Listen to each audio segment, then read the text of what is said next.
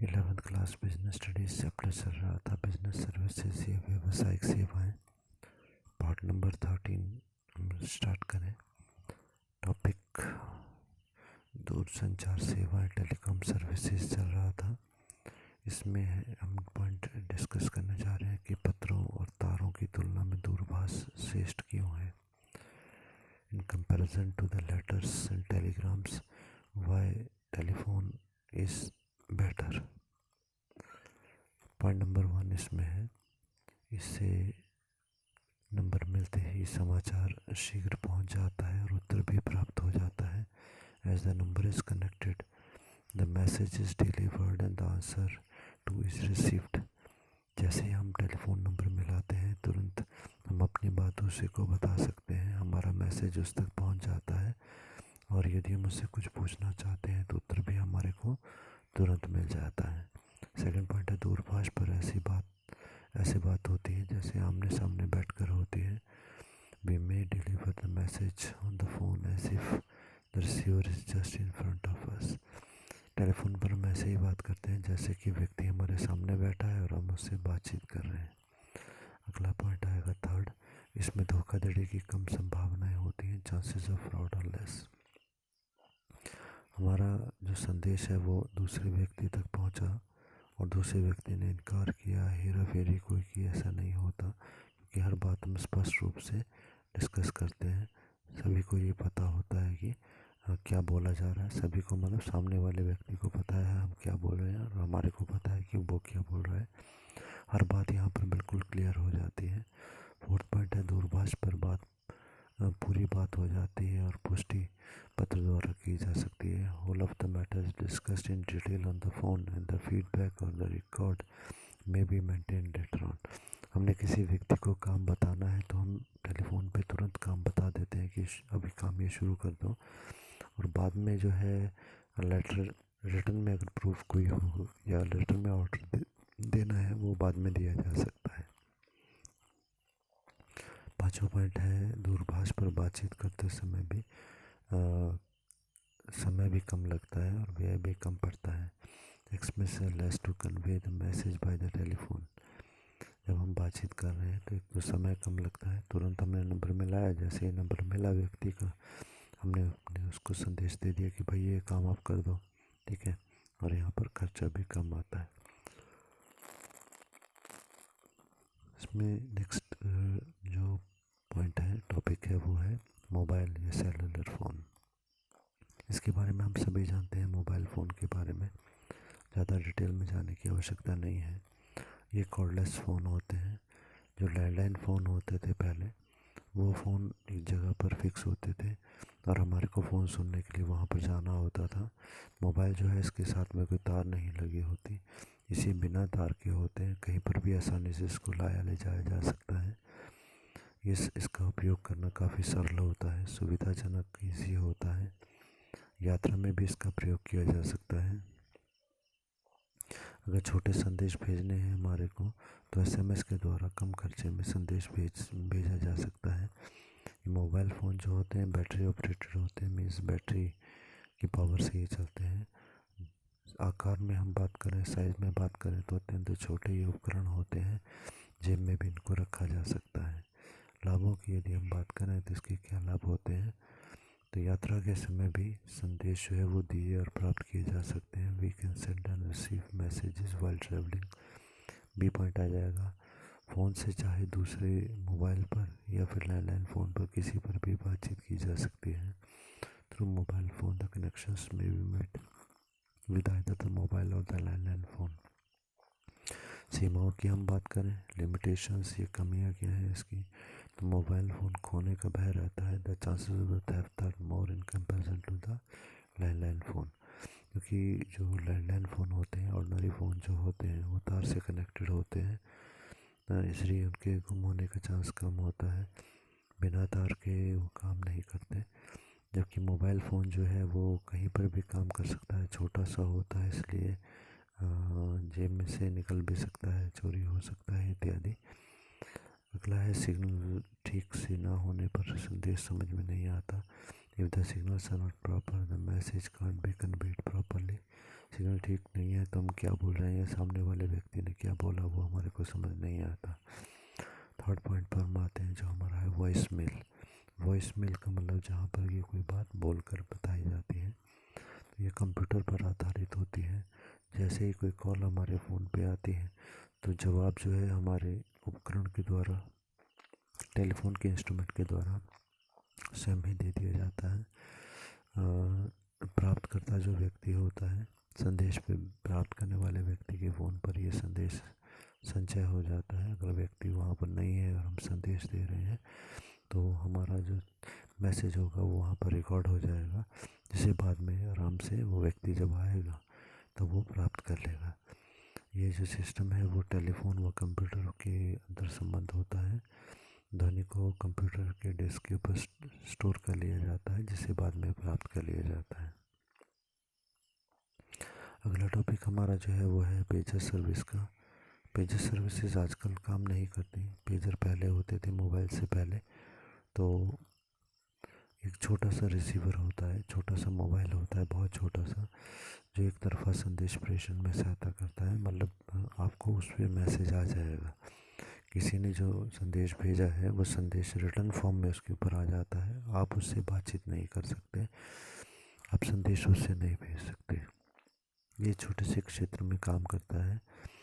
इसमें कम शक्ति वाले ट्रांसमीटर का प्रयोग किया जाता है।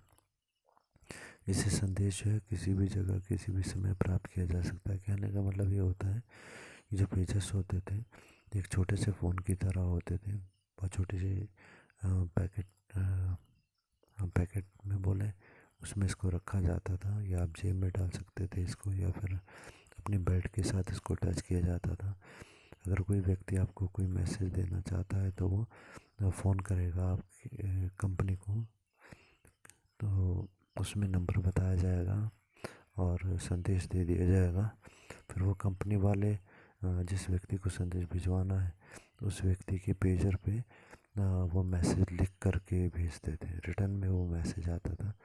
लैंग्वेज आप सेलेक्ट कर सकते हैं, इंग्लिश में, हिंदी में, कैसे मैसेज भेजना है वैसे वो मैसेज भेजा जा सकता है। जैसे मैसेज आपके फ़ोन पे आएगा तो रिंगटोन की तरह टोन बजती है और मैसेज जो है बार बार उसके ऊपर फ्लैश होता है। मतलब जैसे एक लाइन लिखी है कि तुरंत आप मुझे फ़ोन करो, तो ये मैसेज पूरा चलता रहेगा आपके स्क्रीन के ऊपर बार बार, जब तक कि आप उसको देख नहीं लेते हो तब तक। तो आजकल ये सुविधा नहीं होती क्योंकि मोबाइल आ चुके हैं। तो वही है कि इससे संदेश किसी भी जगह किसी भी समय प्राप्त किया जा सकता है। इससे मात्र संदेश को ही भेजा जा सकता है, बातचीत नहीं होती। अब इसका प्रयोग जो है वो ना के बराबर है या प्रयोग नहीं होता है। आकार में छोटा होता है, प्रयोग करने में ये सरल होता है। पेजर का एक नंबर होता है, इसे जेब या बेल्ट से लगाया जा सकता है। पेजर पर संदेश जो अल्फ़ा न्यूमेरिक रूप में आते हैं, स्टोर हो जाते हैं, जिसे बाद में पढ़ा जा सकता है।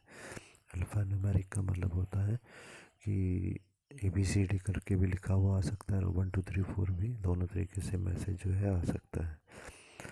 उसके बाद इसके फीचर्स हम पढ़ें। इससे ग्राहकों कर्मचारियों से संपर्क करने में सुविधा होती है। हम कभी भी ग्राहक या कर्मचारी को संदेश भेज सकते हैं, कोई ज़रूरी भी पॉइंट है, ये संदेश प्राप्त कर सकता है, भेज नहीं सकता। सीमाएं इसकी देखें, लिमिटेशंस पेजर की क्या है। यह निर्धारित परिधि में ही काम करता है। It's active in the limited area, एक खास एरिया में ही काम करता है, वहीं पर इसके सिग्नल होते हैं जहाँ पर उसके टावर होंगे इत्यादि। या मात्र निश्चित भाषा में ही संदेश जो है प्राप्त कर सकता है। जो हम लोगों ने लैंग्वेज सेलेक्ट की है, हिंदी या इंग्लिश, उसके अलावा यह एकल मार्गीय है, इट्स वन वे। एकल मार्गीय का मतलब हुआ कि केवल हम मैसेज या संदेश को प्राप्त कर सकते हैं, पर उसके द्वारा हम संदेश को भेज नहीं सकते। उसके बाद में नेक्स्ट टॉपिक पर आते हैं, फैक्स सर्विसेज। तो फैक्स सर्विसेज क्या होती हैं? आसान सी भाषा में पहले एक बार समझ लेते हैं, फिर देखते हैं इसके पॉइंट में डिस्क्रिप्शन में क्या लिखा होता है। जैसे मान लो कि हम कहीं और रहते हैं, किसी गांव में हमारी कंपनी है और हम दिल्ली के किसी व्यापारी को कोई लेटर भेजना चाहते हैं। तो यदि हम बोल करके संदेश देते हैं और सिग्नल कम होगी तो जो है हमारा सामने वाले व्यक्ति तक पूरी सूचना सही रूप में नहीं पहुंच पाएगी। कई बार बोलने में भी गलती हो जाती है। कई बार हम डायग्राम कोई भेजना चाहते हैं, कोई नक्शा हम भेजना चाहते हैं तो बोल करके तो भेजा नहीं जा सकता। उसके लिए यही होगा कि एक लेटर के ऊपर वो डायग्राम नक्शा बनाया जाए, या लेटर ही हमने को देना है तो वो लेटर लिया जाए और वो लेटर वैसा का वैसा ही उसे डाक के द्वारा भेज दिया जाए। पर डाक के द्वारा भिजवाने में कुछ एक कमियाँ होती हैं। तो समय लगता है बहुत ज़्यादा। दूसरा, रास्ते में गुम हो जाने का डर होता है, किसी और व्यक्ति के हाथ में पहुंचने का डर होता है। तो इस कार्य को आसान करने के लिए एक सुविधा बनाई गई कि फैक्स मशीन्स बनाई गई। मशीन क्या होती है? ये मशीन एक हमारे पास होगी, दूसरी मशीन जो है वो दूसरे व्यक्ति के पास होगी। दोनों व्यक्तियों के पास फैक्स मशीन होना ज़रूरी है। और वो दोनों मशीनें टेलीफोन की जो लाइंस होती हैं उससे आपस में जुड़ी होती हैं। हम यहाँ से व्यक्ति का नंबर डायल करते हैं, उसको कहते हैं कि भाई आप अपनी फैक्स की मशीन को ऑन करो। वो फैक्स मशीन को ऑन करेगा। तो हमने नंबर डायल किया, जैसे उसकी मशीन ऑन होगी हम क्या करेंगे, अपनी मशीन के अंदर जो कागज़ हमने उसको भिजवाना है वो कागज़ अपनी मशीन के अंदर डालेंगे, जैसे फ़ोटोस्टेट मशीन में डालते हैं। ठीक है। और वो मशीन में से अंदर स्कैन होगा, स्कैन होके बाहर वापस हमारे को मिल जाएगा कागज़। और बिल्कुल उसकी फ़ोटोस्टेट जो है वो उस व्यापारी की फैक्स मशीन में से बाहर आ जाएगी। तो काफ़ी फ़ायदे वाली चीज़ है ये। कहने का मतलब है जो संदेश हम भेजने चाह रहे हैं बिल्कुल वैसा का वैसा संदेश उस व्यक्ति की मशीन पे ये पहुंच जाता है। इसमें कोई हेरा फेरी नहीं होती बीच में। उस व्यक्ति को बिल्कुल एग्जैक्ट फ़ोटोस्टेट कॉपी मिल जाती है, कैसे दिखाया गया है, क्या दिखाया गया है, क्या मेंशन है लेटर में। और दूसरी बात ये कि गोपनीयता इसमें बहुत ज़्यादा होती है। हमने यदि संदेश भेजा है वो उसी के फ़ोन नंबर पे जाएगा और किसी को नहीं पता चलेगा। यदि पत्र के द्वारा भेजा होता है, ऐसे हम लेके जाते तो व्यक्ति रास्ते में कोई भी उसको देख सकता था। तो देखिए अब क्या दिया है यहाँ पर, फैक्स सर्विस जो हमारी होती है टेलीफोन लाइन के ऊपर बेस्ड होती है, आधारित होती है। प्राप्तकर्ता का फ़ोन नंबर यहाँ पर जो है फैक्स मशीन फ़ोन नंबर हमारे को या फैक्स नंबर जो है ज्ञात होने चाहिए दोनों। कोई भी पेपर या फोटोस्टेट दूसरी मशीन से निकल जाता है इसके द्वारा। इसकी मशीन को फेसिमल टेलीग्राफी या टेलीफैक्स मशीन या फैक्स मशीन कहा जाता है। यह मशीन जो है, जो डॉक्यूमेंट इसके द्वारा भेजे जाते हैं तो 50 तक डॉक्यूमेंट्स अपनी मेमोरी में स्टोर करके ये रख सकता है। इस प्रकार की जो सुविधा थी इसकी शुरुआत इटली में हुई थी 1866 में। जिमो वाने केसेले ने इसकी शुरुआत की थी। 1980 में ये कॉमन यूज़ में आ गई जब साधारणतः इसका प्रयोग होने लगा। फैक्स मशीन की कार्यप्रणाली अगला टॉपिक हमारा हो जाएगा, कैसे ये काम करती है, working system of fax machine. तो फर्स्ट पॉइंट है प्रेषक। प्रेषक मतलब संदेश को भेजने वाला व्यक्ति, सेंडर। प्रेषक अपने कागज़ को फैक्स मशीन में डालता है। जहाँ संदेश भिजवाना हो वहाँ का कोड नंबर वह मशीन में डाला जाता है। Sender has to feed the paper in the fax machine and dial the code number of the receiver. Second, fax machine printed सामग्री का डिजिटल कोड में बदल देती है। जो कागज़ में प्रिंट हुआ है उसको डिजिटल कोड में बदल देती है, सिग्नल्स में बदल देती है।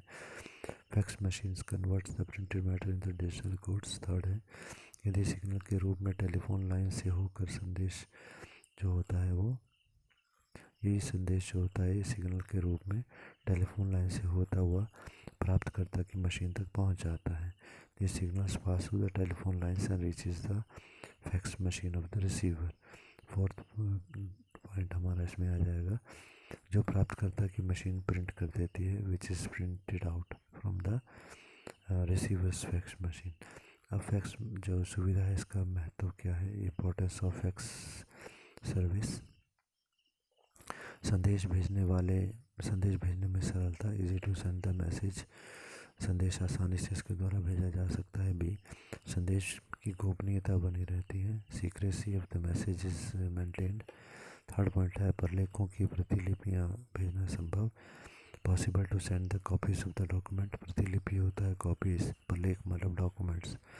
तो यहाँ पर हम जो कागज़ डालेंगे अपनी मशीन में, उसकी फ़ोटोस्टेट कॉपीज जो है जितनी मर्जी वो चाहे निकलवा सकता है। अगला है सेवा का प्रत्येक समय उपलब्ध होना, service is available all the times. Fax के द्वारा संदेश जब मर्जी रात दिन जब मर्जी हम भेज सकते हैं।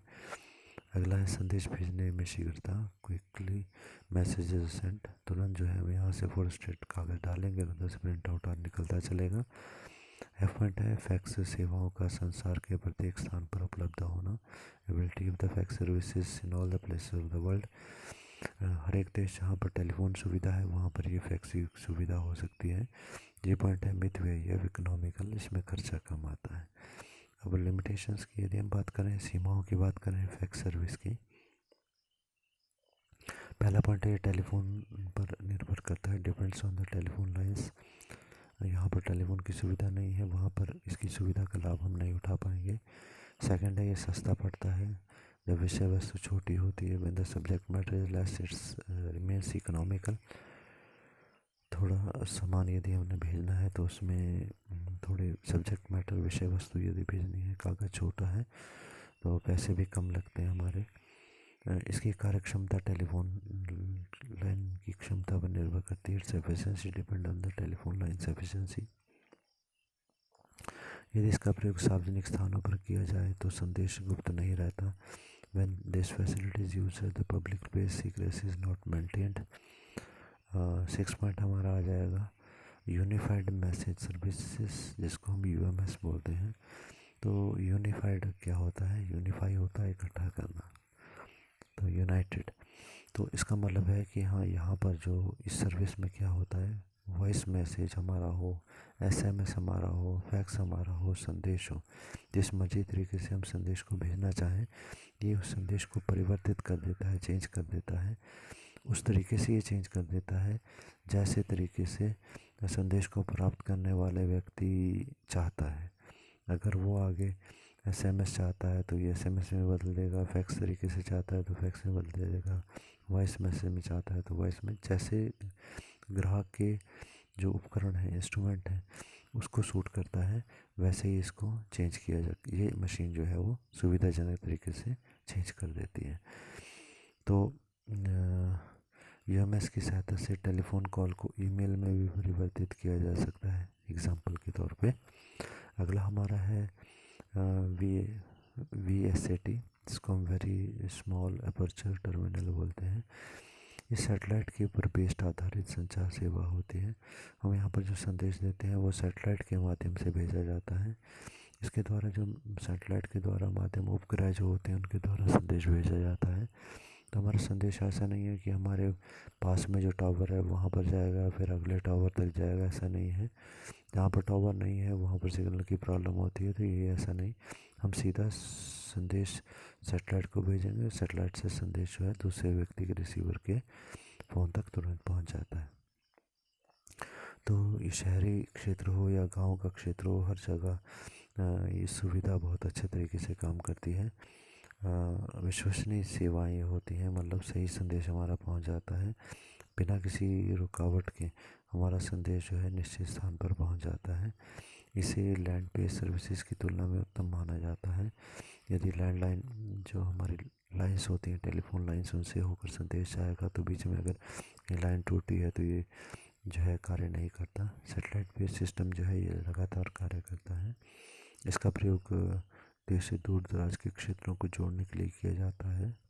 बहुत दूर तक संदेश भिजवाना है जहाँ पर कि टेलीफोन की लाइंस नहीं भी हैं, वहाँ पर भी हमारा संदेश पहुँच जाता है। इसका प्रयोग करने के उदाहरण है टेलीमेडिसिन, ऑनलाइन न्यूज़पेपर्स या फिर टेली एजुकेशन, दूर तक कोई वॉइस कॉन्फ्रेंसिंग इत्यादि, वीडियो कॉन्फ्रेंसिंग इत्यादि करने में ये काम आता है। अगली सुविधा 8th पॉइंट हमारा है DTH services, direct to home services. ये भी सामान्यतः सेटेलाइट पर आधारित होती हैं।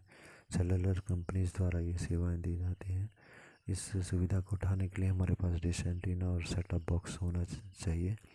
उपग्रह से मीडिया सेवाएं इसके द्वारा आसानी से प्राप्त की जा सकती हैं। इस सुविधा के द्वारा हमारे को बहुत सारे चैनल्स प्राप्त करने की सुविधा होती है, और जब भी हमारे पास सुविधा होती है तो केबल नेटवर्क की सुविधा के बिना या केवल नेटवर्क वालों की सुविधा के बिना भी हम लोग आसानी से ही मीडिया के जो संदेश होते हैं वो प्राप्त कर सकते हैं। अगला टॉपिक हमारा जो है वो है इंटरनेट। इंटरनेट के बारे में वैसे पहले भी हम लोग पढ़ चुके हैं। तो इंटरनेट हमारा क्या होता है हम लोग जानते हैं। इंटरनेट भी एक तरीके से टेलीफोन लाइन्स पर बेस्ड प्रणाली होती है। पहले जैसे डायग्राम ही देख लेते हैं, नीचे इसी के बाद समझते हैं कि इंटरनेट के लिए कंप्यूटर होना ज़रूरी है और टेलीफोन लाइन्स होनी ज़रूरी है। तो पहले डायग्राम पर आए नीचे।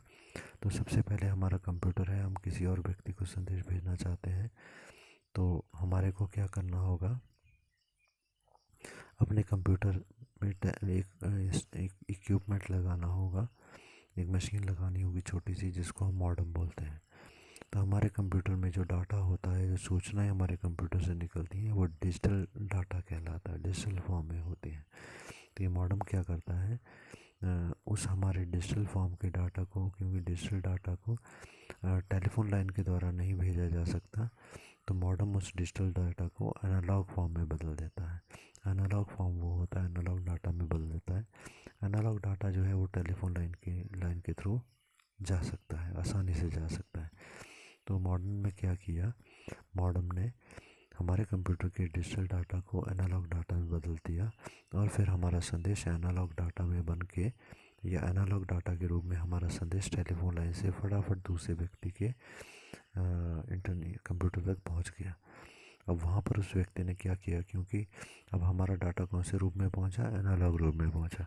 कंप्यूटर जो है वो एनालॉग की लैंग्वेज नहीं जानता, तो वहाँ पर फिर उस संदेश प्राप्त करने वाले व्यक्ति ने भी अपने कंप्यूटर के साथ में एक मॉडेम लगाया हुआ था। जब उसके मॉडेम तक ये संदेश पहुँचा तो उसके मॉडेम ने क्या किया, वो जो एनालॉग के रूप में डाटा आ रहा था, सूचना आ रही थी, उसको अब दोबारा से डिजिटल डाटा में बदल दिया। तो जैसे ही उसको डिजिटल डाटा में बदला गया, कंप्यूटर ने तुरंत पढ़ लिया कि क्या संदेश आया है। तो इस तरीके से इंटरनेट जो है वो कार्य करता है। अब आगे ला दिया गया इंटरनेट के आवश्यक उपकरण या devices need for the internet. सबसे पहले तो इसके लिए कंप्यूटर सिस्टम हमारे को चाहिए होता है, दूसरा चाहिए होता है टेलीफोन का कनेक्शन और तीसरा मॉडेम चाहिए होता है। ये कंप्यूटर जो है वो डिजिटल डाटा एनालॉग, अभी ये मॉडेम क्या चीज़ होती है, मॉडेम हमने पढ़ा, ये डिजिटल डाटा को एनालॉग डाटा और एनालॉग डाटा को डिजिटल डाटा में चेंज करने का काम करता है। कंप्यूटर पर हम डाटा को टाइप करते हैं जो कि डिजिटल फॉर्म में होता है और उसी संदेश को टेलीफोन लाइन से क्योंकि ये नहीं गुजर सकती, तो मॉडेम उसे एनालॉग फॉर्म में बदल देता है। मॉडेम की सहायता से ये कार्य होता है। जब ये संदेश प्राप्त करता कि कंप्यूटर तक पहुंचता है टेलीफोन लाइन के द्वारा एनालॉग फॉर्म में, तो कंप्यूटर उसे एनालॉग फॉर्म में स्वीकार नहीं करता, इसे हमें मॉडेम की आवश्यकता पड़ती है। मॉडेम वहाँ पर उस व्यक्ति के कंप्यूटर में मॉडेम क्या करेगा, एनालॉग डाटा को डिजिटल डाटा में बदल देगा और फिर कंप्यूटर उस संदेश को आसानी से पढ़ सकता है।